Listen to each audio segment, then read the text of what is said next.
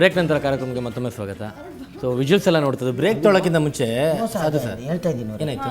ಅದು ಅದೇ ಅದು ಯಾವುದು ಅದೇ ಇವರು ಏನೋ ಬಿಡಿ, ಕಂಟಿನ್ಯೂ ಮಾಡಿ. ತುಂಬ ಡಿಸ್ಟರ್ಬ್ ಮಾಡ್ತಾರೆ ಕಾರ್ಯಕ್ರಮದಲ್ಲಿ. ರಘುಜಿ ಕೇಳಿಲಿ ಸಾಧು ಜಿ, ಅದು ನಾವು ಬ್ರೇಕ್ ತೊಳಕ್ಕಿಂತ ಮುಂಚೆ ಒಂದು ಸೀನ್ ನೋಡಿದ್ವಿ. ಆ ಸೀನ್ ಬಗ್ಗೆ ಮಾತಾಡೋಣ. ಯಾವ ಸೀನು? ಮುಂಚೆ ನೋಡಿದ್ವಿ ಬ್ರೇಕಿಂದ ಮುಂಚೆ ನಾನು ರೂಪಶ್ರೀ ಅವ್ರಿಗೆ ಕಿಸ್ ಮಾಡೋದು ಆ ಥರ ಎಲ್ಲ ಏನಿರ್ಲಿಲ್ಲ, ಅದು ಜಸ್ಟ್ ಒಂದು ಇದು ಅಷ್ಟೇನೆ. ಅಲ್ಲ, ಅದನ್ನೇ ನಾನು ಹೇಳಕ್ ಬಂದೆ. ಆಯ್ತು ಸೀನ್ ಮುಂದೇನು ಅಂತ ಅಷ್ಟೇ. ಅದು ಸೀಜಿನ್ ಇಲ್ಲ ಬೀಜಿನ್ ಇಲ್ಲ. ಅವ್ರ ಸೀನ್ ಕಂಪೋಸ್ ಮಾಡಿದ್ದಿದ್ದ ಹಂಗೆ ಅಂತ ಅರ್ಥ ಬರ್ತಿದ್ದಂಗೆ ಅವನು ನನ್ನ ಶಿಷ್ಯ ನನಗೆ ಕಿಸ್ ಕೊಡ್ತಾ ಇರ್ತಾನೆ. ಓಮ್ ಸೀನ್ ಅದು ಆಕ್ಚುಲಿ ಇಮ್ಯಾಜಿನೇಷನ್. ಉಪೇಂದ್ರ ನೆಕ್ಸ್ಟ್ ನೀವು ಮತ್ತೆ ವಾಮಿಟ್ ಗಿಮಿಟ್ ಮಾಡೋದಿದೆಯಾ? ಇಲ್ಲ ಅವ್ನು ಕೊಟ್ಟಿದ್ರಿಂದ ಆಕ್ಚುಲಿ ಮನೆಗೂ ವಾಮಿಟ್ ಮಾಡ್ಕೊಂಡೆ ನನ್ನ ಶಿಷ್ಯ ಕೊಟ್ಟಿದ್ರಿಂದ.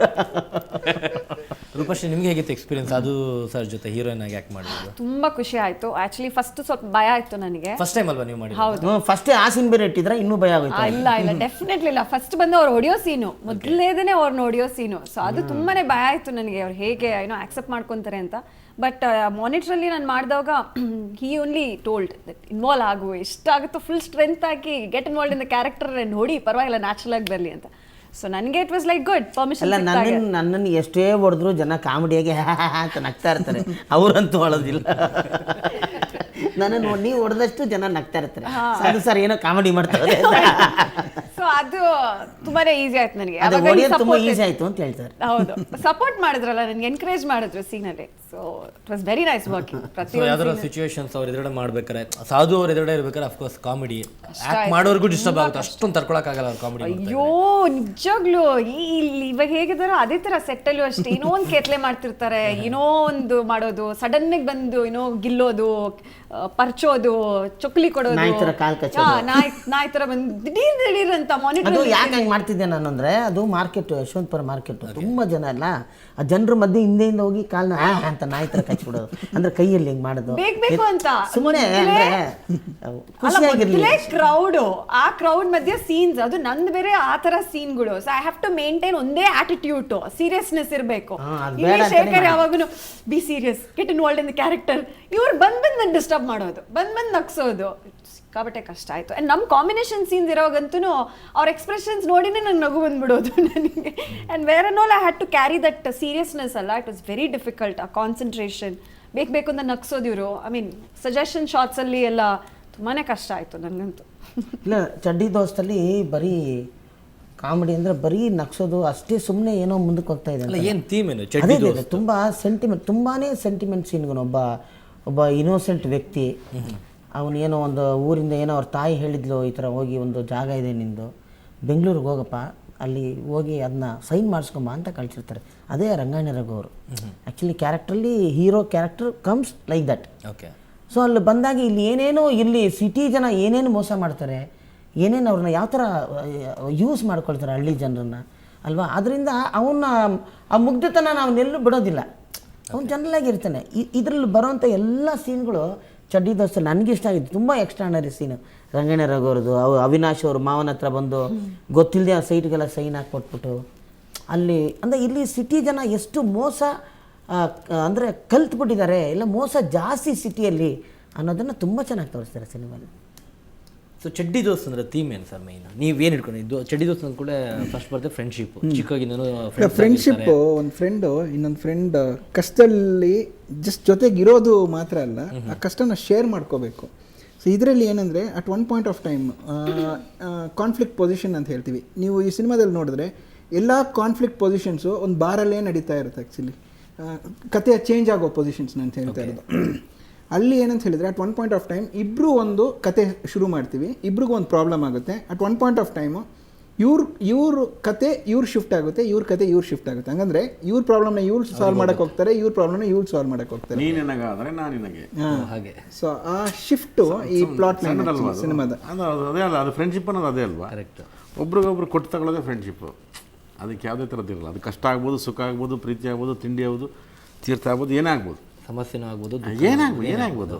ಅದನ್ನು ಹೌದು ನನಗೆ ಹೌದಪ್ಪ ನನ್ನ ಸಮಸ್ಯೆ ಜಾಸ್ತಿ ಅಂತ ಅವ್ರಂತಾರೆ, ಇಲ್ಲ ನನ್ನ ಸಮಸ್ಯೆ ಜಾಸ್ತಿ ಅಂತ ಅವ್ರಂತಾರೆ.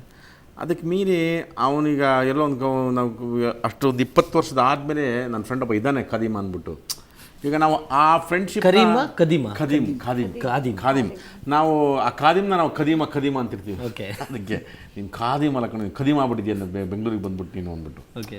ಅದೆಲ್ಲ ಒಂದು 20 ವರ್ಷ ಆಗಿರುತ್ತೆ. ಅಂದರೆ ನಮಗೆ ಆದ್ರದ್ದು ನಮ್ಗೆ ತೊಗೊಳಕ್ಕೆ ಹೋಗಿಲ್ಲ ನಮಗೆ. ಅದೊಂದು ಸಾಂಗಲ್ಲಿ ಪೂರ್ತಿ ಹೇಳಿದ್ದಾರೆ ಇವ್ರಿಬ್ರು ಯಾವ ಥರ ಫ್ರೆಂಡ್ಸು ಅಂದ್ಬಿಟ್ಟು, ಯಾವ ಥರದ ಫ್ರೆಂಡ್ಸ್ ಇರ್ತಾರೆ, ಒಬ್ರಿಗೊಬ್ರು ಹೆಂಗಿದ್ದಾರೆ ಇವ್ರು 20-40 ವರ್ಷ ಆದ್ರೂ ಹೆಂಗಿದ್ದಾರೆ. ಗ್ಯಾಪ್ ಆದರೂ ಕೂಡ ಹೌದೌದು 20 ವರ್ಷ ಆಗಿರುತ್ತೆ ನಾವು ಬೆಂಗಳೂರಿಗೆ ಬಂದ್ಬಿಟ್ಟು. ಅದನ್ನು ನಾವು ಆ ದೃಷ್ಟಿ ನಾವು ನಮ್ಗೆ ಫ್ರೆಂಡ್ ನನಗೊಬ್ಬ ಇದ್ದ ಲಾಳ ಕಟ್ತಿದ್ದ ನಾಗಮಂಗಲದಲ್ಲಿ ಖಾದಿಮ ಅಂದ್ಬಿಟ್ಟು, ಅವನ್ನೆಲ್ಲ ಸಿಗ್ತಾನೆ ಅಂತ ಹುಡ್ಕೊಂಬರ್ತಾರೆ. ಅವ್ನು ಸಿಕ್ತಟ್ಟಿಗೆ ನಾನು ಪೊಲೀಸ್ ಹಿಡ್ಕೊಂಬಂದಿರ್ತಾರೆ ಅಂದ್ಬಿಟ್ಟು ಅವನೇನು ನೀನು ಹಿಂಗೆ ಆಗ್ಬಿಟ್ಟೆ ಅಂತಾನಲ್ಲ. ಅವ್ರು ಹಂಗೆ ಇಲ್ಲ ಕಣೋ, ನೋಡಪ್ಪ ಈ ಜಗತ್ತು ಹಿಂಗಲ್ಲ ಕಣೋ, ಎಲ್ಲರೂ ಇಷ್ಟಪಡ್ತಾರೆ, ನಾಯಿ ನರಿಗಳೆಲ್ಲ ಲವ್ ಮಾಡ್ತಂತೆ, ನೀನು ಮಾಡಲ್ವ, ನೀನು ಎಷ್ಟು ಮುದ್ದಾಗಿದೆಯಾ ಅಂತ ಹೇಳ್ಬಿಟ್ಟವ್ವ. ಹೆಣ್ಮಕ್ಳು ಎಂಥ ಲವ್ ಮಾಡ್ತಾರೆ, ಕಳ್ಳಾಟ ಇಷ್ಟಪಡ್ತಾರೆ, ಕಳ್ಳರನ್ನ ಇಷ್ಟಪಡಲ್ಲ. ಓಕೆ. ಈ ಥರದ ಒಂದು ಹೇಳಿ ಅವ್ರು ಬಿಟ್ಬಿಡ್ತಾರೆ. ಸಿನಿಮಾದ ಚೇಂಜ್ ಓವರ್ಸ್ನ ಇವರು ಮುಂಚೆನೇ ಹೇಳ್ತಾ ಬರ್ತಿರ್ತಾರೆ. ನೀವು ಹುಷಾರಾಗಿ ಅಬ್ಸರ್ವ್ ಮಾಡಿದ್ರೆ ಡೈಲಾಗ್ಸಲ್ಲಿ ಮುಂಚೆನೇ ಹೇಳ್ತಾ ಬರ್ತಿರ್ತಾರೆ ಕ್ಯಾರೆಕ್ಟ್ರು. ಈಗ ಇವರು ಇಂಟ್ರೊಡಕ್ಷನಲ್ಲಿ ನಮ್ಮ ರೂಪಶ್ರೀ ಅವರು ದುಡ್ಡು ಒಂದಿದ್ರೆ ಸಾಕು, ಎಂಥ ಕೋತಿನ್ ಬೇಕಾದ್ರೂ ಮದುವೆ ಅಂತ ಹೇಳ್ತಾರೆ.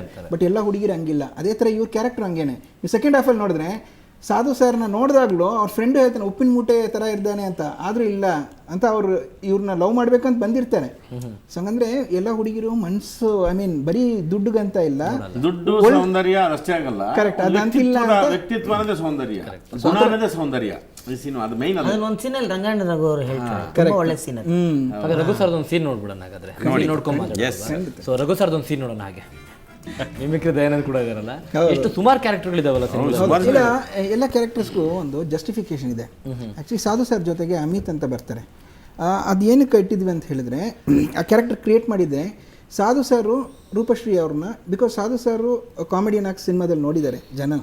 ಆಮೇಲೆ ರೂಪಶ್ರೀ ರೆಗ್ಯುಲರ್ ಹೀರೋಯಿನ್. ಇವರು ಇಬ್ಬರು ಲವ್ ಮಾಡ್ತಾರೆ ಅಂತ ಬಂದಾಗ ಇದೇ ಕಾಮಿಡಿ ಆಗಿಬಿಡ್ಬಾರ್ದು.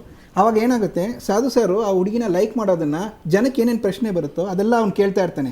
ಇದೊಂಚೂರು ಓವರ್ ಆಗಿ ಅನಿಸ್ತಾ ಇಲ್ವಾ ಅಂತ ಕೇಳ್ತಾನೆ. ಅದಕ್ಕೆಲ್ಲ ಆನ್ಸರ್ ಇವ್ರು ಹೇಳೋ ಥರನೇ ಸೀಕ್ವೆನ್ಸ್ ಇರುತ್ತೆ ಆ್ಯಕ್ಚುಲಿ ಜನಕ್ಕೆ. ಸೊ ದ್ಯಾಟ್ ಅದು ಕನ್ವಿನ್ಸ್ ಮಾಡೋಕ್ಕೆ ಜನಕ್ಕೆ ಡೈರೆಕ್ಟರ್ಸ್ ಪಾಯಿಂಟ್ ಆಫ್ ಏನೇನು ಇದೆಯೋ ಅದು ಸ್ಕ್ರೀನ್ ಪ್ಲೇ ನೋಡಿ ತರ್ತಾ ಇರ್ತೀವಿ ಆ್ಯಕ್ಚುಲಿ. ಬಿಕಾಸ್ ನನಗೆ ಆ ಸೀನ್ ನೋಡಿದಾಗ ಈ ಪ್ರಶ್ನೆಗಳೆಲ್ಲ ಬರುತ್ತೆ. ಆಡಿಯನ್ಸಾಗಿ ನಾನು ಆ ಸಿನಿಮಾ ನೋಡಿದಾಗ ಆ ಪ್ರಶ್ನೆ ಬರುತ್ತೆ. ಸೊ ಅದು ಯಾರೂ ಥಿಯೇಟ್ರಲ್ಲಿ ಕೇಳಬಾರ್ದು ಅಂತ ಆ ಥರ. ಸೊ ಅದಕ್ಕೆ ಅಮಿತ್ ಕ್ಯಾರೆಕ್ಟ್ರು ಎಲ್ಲ ಕಡೆ ನೀವು ನೋಡಿದ್ರು ಅವ್ನು ಪ್ರಶ್ನೆ ಕೇಳ್ತಾನೆ ಇರೋ ಕ್ಯಾರೆಕ್ಟರ್ ಅಷ್ಟೇ. ಅದೇ ಥರ ಈಗ ನಮ್ಮ ಅಶೋಕ್ ಆ್ಯಕ್ಚುಲಿ ಕುಂಟ ಆಗಿರ್ತಾನೆ, ಹ್ಯಾಂಡಿಕ್ಯಾಪು, ಆದರೂ ತುಂಬ ಪಾಸಿಟಿವ್ ಥಾಟ್ಸ್ ಕೊಡೋನು. At one point of time Sadhu sir ಅವನು ಯಾವುದು ತಪ್ಪು ಮಾಡಲ್ಲ ಆ್ಯಕ್ಚುಲಿ, ಎಲ್ಲ ಸ್ಟ್ರೈಟ್ ಫಾರ್ವರ್ಡ್ ಆಗಿರ್ತಾನೆ. ಎಲ್ಲರೂ ಓಡೋಗಿ ಇದು ಹೈಡ್ ಮಾಡಿಕೊಂಡ್ರು, ಅವ್ನು ಮಾತ್ರ ನಿಂತಿರ್ತಾನೆ ಏನು ಮಾಡಿದ್ರು. ಅಂದರೆ ಅವನು ಅಷ್ಟು ಪಾಸಿಟಿವ್ ಕ್ಯಾರೆಕ್ಟ್ರು. ಆ ಥರ ಎಂಡಲ್ಲೂ ಒಂದು ಸ್ಟೇಜಲ್ಲಿ ಪಾಸಿಟಿವ್ ಆಗಿರೋದ್ರಿಂದ ಅವನಿಗೆ ಹುಡುಗಿ ಸಿಕ್ಕಿರುತ್ತೆ. ಅದು ಯಾವ ಲೆವೆಲ್ಗೆ ಅಂದರೆ ಸಾಫ್ಟ್ವೇರ್ ಇಂಜಿನಿಯರು ಅಮೆರಿಕಾ ಕರ್ಕೊಂಡು ಹೋಗ್ತಾಳೆ ಹಿಂಗೆ ಹೇಳ್ತಾ ಇರ್ತಾನೆ ಆ್ಯಕ್ಚುಲಿ. ಆವಾಗ ನೆಕ್ಸ್ಟ್ ಇವ್ರು ಸೊಲ್ಯೂಷನ್ ಕೊಡ್ತಾರೆ ಅದಕ್ಕೆ. ಸೊ ಅಲ್ಲಿ ರೂಟ್ ಮಾಡಿರ್ತೀವಿ ಸೀಕ್ವೆನ್ಸ್ನ. ಡೈಲಾಗ್ ಇದ್ದಿದ್ದಲ್ಲಿ ಹೌದು, ಹ್ಯಾಂಡ್ಲ್ ಇಲ್ದೇ ಇರೋರಿಗೆಲ್ಲ ಕರೆಕ್ಟ್ ಅಂತ ಹೇಳಿ ಕಂಪ್ಲೀಟ್ ಮಾಡ್ಬಿಡಿ.